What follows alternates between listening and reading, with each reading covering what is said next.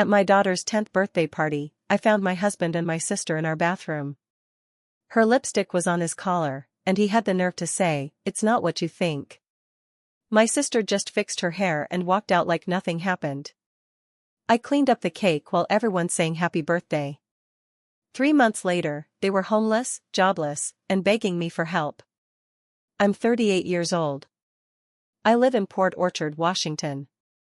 It's a quiet place with good people, mostly. I work as a bookkeeper for a small construction company. Nothing fancy. My life was steady. I married Nate when I was 26. He was a mechanic. Hands always stained with grease, always smelled like metal and sweat. But I liked that about him. He made me feel safe. Like no matter what happened, he could fix it. We had our daughter, Maddie, 2 years after we got married. She was the best thing that ever happened to me. I'd never loved anything the way I loved that little girl. My younger sister, April, was always in and out of trouble. She was the pretty one, the wild one, the one our parents always worried about.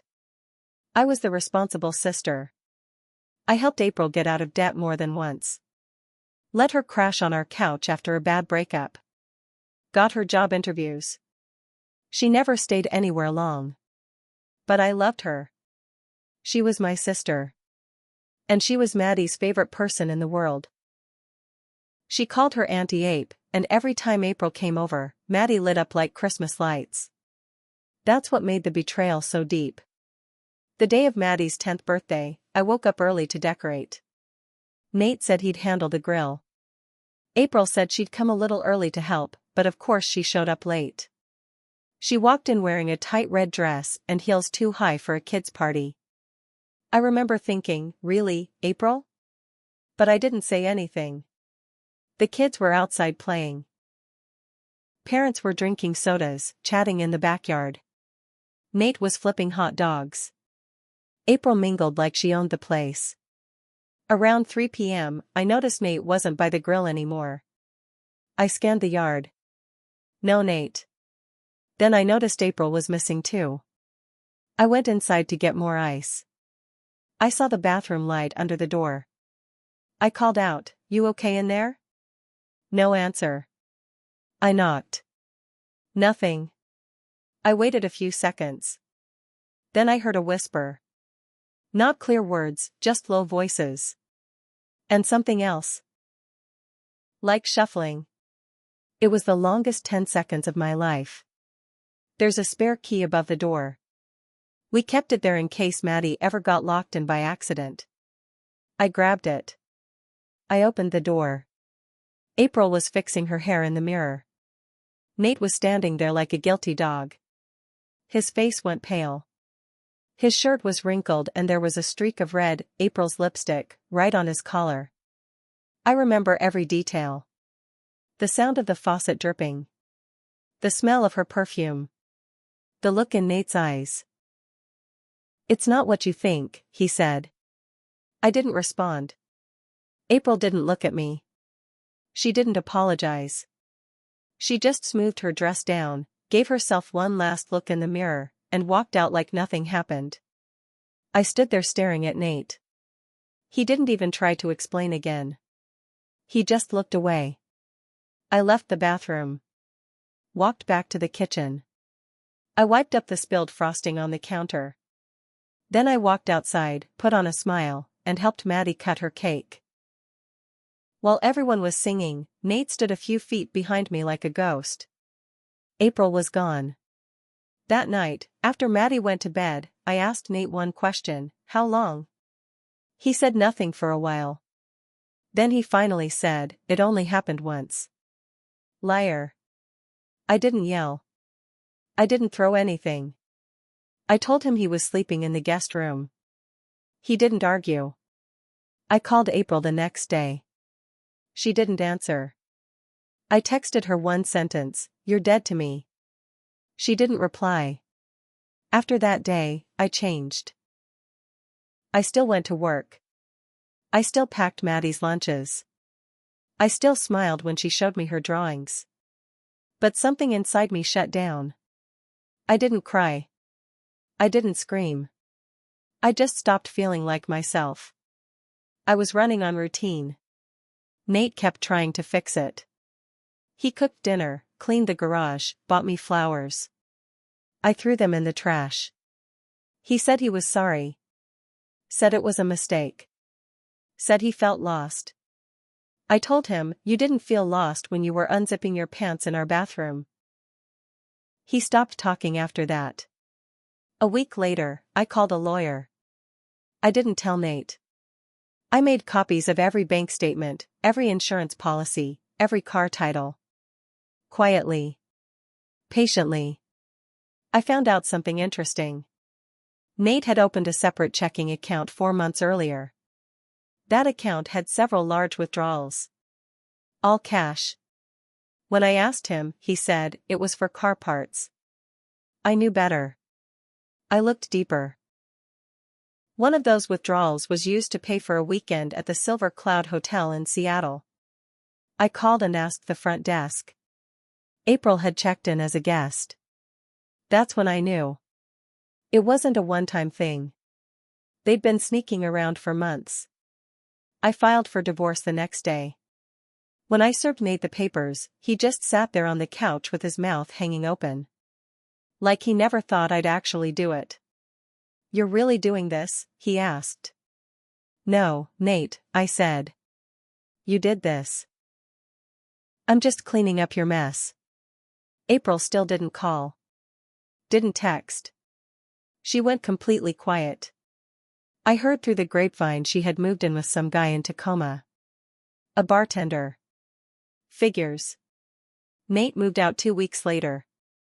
He cried when he hugged Maddie goodbye. She didn't understand what was happening, not really. I told her Daddy needed to live in a different house for a while. She nodded like a soldier. My heart broke for her, not for him. But the best part hadn't even started yet. About a month later, I got a phone call. It was Nate's boss. "Hey, I just thought you should know," he said. "We had to let Nate go. He's been missing shifts, showing up drunk. Something's off." I said, "Thanks for letting me know." He hung up. I smiled. 2 weeks after that, April called me for the first time. I almost didn't answer, but I wanted to hear what lie she'd start with. "Hey," she said. Just like that. Like we were going to lunch. I stayed silent. She sighed. "I just wanted to say I'm sorry. Things got out of hand. I didn't mean to hurt you." I waited. "I'm living with Nate now," she said. "But things aren't great. He's out of work. I lost my job too. Rent's behind. I don't know. I just thought maybe we could talk." I laughed. "Are you asking me for help?" I said. There was a long pause. "Maybe. Just for a little while. Until we figure things out." I hung up. The next time April called, she didn't even bother pretending. "We're being evicted," she said. "We have nowhere to go." This time, I stayed on the line. "Why are you calling me?" I asked. "You're my sister," she said. "I know I messed up, but we're desperate. We're sleeping in the car some nights. Maddie shouldn't have to see you like this." That last line made my blood boil. "You don't get to say her name," I said. "You're not family anymore. You're just a problem I erased." She started crying. "Please, we need help. Even just for a night." I hung up again. I should have felt guilty. I didn't. What I did next might sound cold, but you have to understand, these two people weren't just liars. They were thieves. They stole years of my life, my peace, my trust. So I got to work. I knew April's patterns. She had no real skills, bounced between retail jobs, and couldn't keep a savings account alive for more than a month. I also knew she used her social media like a diary. Always tagging locations, always showing off cheap little victories. I created a fake Facebook account. Used photos of a generic-looking woman I found online, set her up as a lifestyle coach. Started following April and a bunch of her old contacts. I slowly inserted this fake profile into April's digital life. After a few days, April accepted the friend request. Then she started liking the posts. Then came the messages. My alter ego pretended to be from a women's empowerment group. We helped women find remote work, flexible gigs, ways to get back on their feet. I offered April a trial job. Simple data entry. Remote. $150 for a few hours of work. All she had to do was fill out an application and send over some basic info. She jumped at it. I made her wait 2 weeks before I paid her with a fake digital check. Then told her it bounced because her bank flagged it. I watched her complain on Facebook about the scam. She had no idea who she was dealing with. Nate was next. I had a friend of mine, Steve, who owns a towing company. He used to work with Nate back in the day. I told him what happened. Steve doesn't like cheaters. He agreed to help.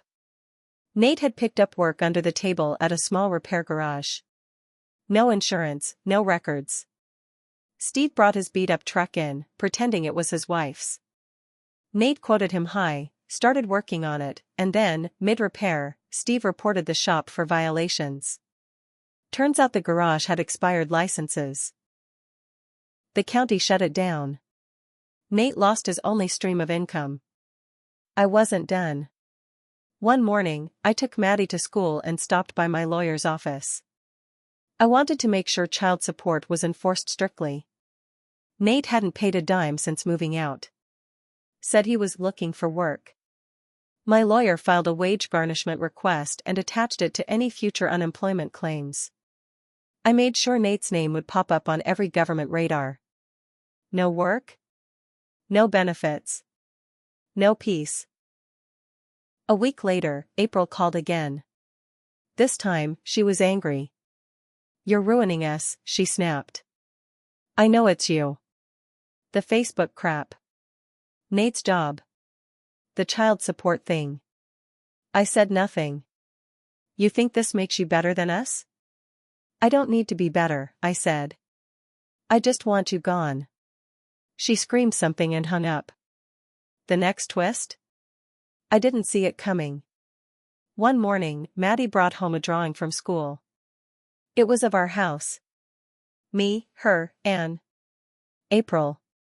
"Why is she in your picture, honey?" I asked. She shrugged. "She was outside my school last week. She waved but didn't come over."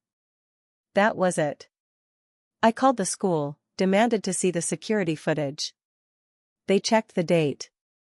Sure enough, April was there, leaning against a tree near the edge of the parking lot. Watching. I called the police. They said there wasn't much they could do. She hadn't made contact. So I made contact. I waited outside the old gas station near the highway. I knew they hung around there sometimes. Cheap food, Wi-Fi, parking lot with no cameras. I spotted their beat-up Toyota parked under a flickering light. I walked right up and knocked on the driver's side window. Nate was in the seat, shirt stained, beard grown out. April was half asleep beside him. He looked up. Eyes red, face sunken. "What do you want?" I said, "You show up near my daughter again, I'll make sure you don't just lose your car. You'll lose your freedom." He didn't answer. April sat up and looked at me. "We're not trying to hurt her," she said. "We just miss her." I looked her in the eye. "You lost her the second you opened that bathroom door." Then I walked away. I thought that would be the end of it. But people like April and Nate don't know when to quit. A week later, I got a call from Maddie's school. She wasn't feeling well. Said her stomach hurt. I left work, picked her up, and brought her home. Nothing serious, just a bug. But while I was tucking her into bed, she said something that stopped me cold. Aunt April said she had a gift for me, she whispered. She told me not to tell you. I sat there, trying not to shake. When did she say that? Last week. After school. She was standing by the tree. That was it. I called my lawyer. I wanted a restraining order. We filed it that day. 2 days later, the police served April and Nate the papers. I thought it was over. I wanted to believe it was over. But the very next night, my front door was smashed in. It was 2 a.m. I was asleep, dead tired from work. Maddie screamed from her room. I shot out of bed, grabbed my phone, and called 911 while grabbing the bat I kept under the bed. When I stepped into the hallway, I saw Nate standing in my living room, looking wild, eyes glassy. April was behind him, crying, begging him to stop. You ruined everything, he screamed. You think you're better than us? I kept the bat low. I have a restraining order. The cops are on their way. Leave now, and maybe you'll just get jail time instead of worse. He lunged. I swung. The bat cracked against his shoulder. He fell, screaming. April ran toward him, slipping on the broken glass. When the police arrived, they found me standing over Nate, bat still in hand. Maddie was in her room, safe. Shaking, but safe. The aftermath was messy. Nate was charged with breaking and entering, violation of a restraining order, and endangering a child. He got 18 months. April got probation. She cried in court. Said she was just trying to fix things. The judge didn't buy it. I filed for sole custody with supervised visitation. Nate's rights were suspended indefinitely. He can't see Maddie until she's 18 unless a judge says otherwise. I doubt that'll ever happen. But here's the thing people don't tell you about revenge. It doesn't fix everything. It doesn't bring back the years I wasted. It doesn't make Maddie forget the night her father broke into our home. It doesn't undo the years I spent believing a lie. But it gave me peace. It gave me control back. And maybe that's enough. April and Nate are gone now.